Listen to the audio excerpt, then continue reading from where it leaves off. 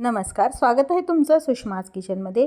आज आपण मुलांच्या टिफिनसाठी जो छोटासा आपण पॅनकेक तयार करतो, तो जो तवा असतो ना, त्यामध्ये छोटे छोटे असे मिनी कांद्याचे थालीपीठ बनवणार आहोत। शेवटपर्यंत बघा, रेसिपीला लाईक करा, चॅनलला सबस्क्राईब करा, तसेच बेल नोटिफिकेशन पण ऑलवर प्रेस करा म्हणजे छोटे थालीपीठ बनवलेले आहेत।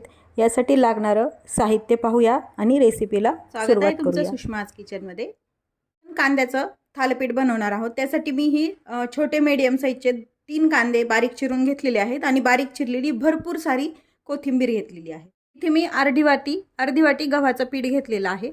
याच वाटीनं 2 वाट्या मी ज्वारीचं पीठ घेणार आहे। हे ज्वारीचं पीठ घेतलेलं आहे। अर्धी वाटीपेक्षा थोडं कमी चणा डाळीचं पीठ घ्यायचंय।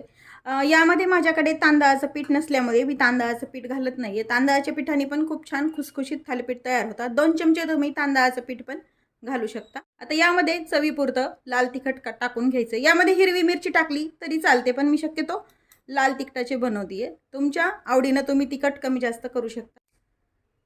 थोडीशी छोट्या अर्धा चमचा हळद टाकून घ्यायची आहे। चवीपुरतं मीठ टाकून घ्यायचंय।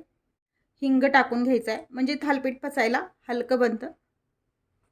आपण याच्यात धनेपूड आणि जिरेपूड न टाकता भाजून घेतलेले जिरे मी हातावरती क्रश करून टाकणार आहे। यामुळे काय होतं, टेस्ट पण छान लागते।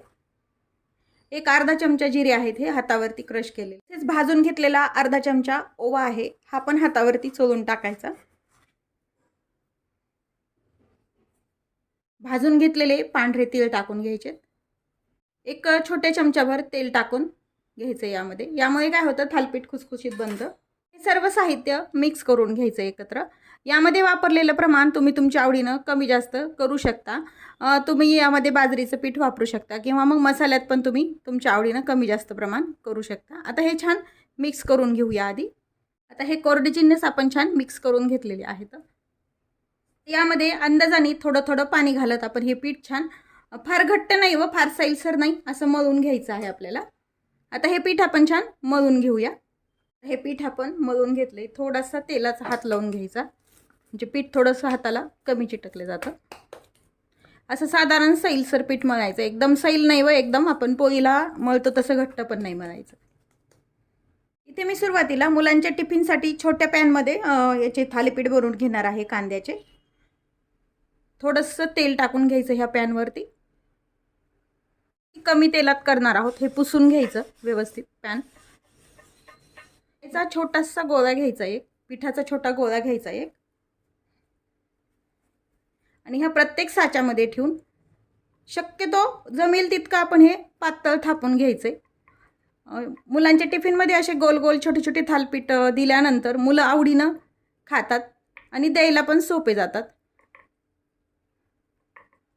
आता हे थापून घेतले। मध्यभागी आपण जसं थालीपीठाला नेहमी होल बनवतो तसं याला होल बनवून घ्यायचंय। अशाच आपण सर्व साच्यामध्ये थालीपीठ लावून घेऊया। अगदी नर्सरी किंवा छोट्या मुलांसाठी बनवणार असाल तर यामध्ये बिलकुल तिखट नाही टाकलं तरी हे थालीपीठ अतिशय चवीला सुंदर होतात।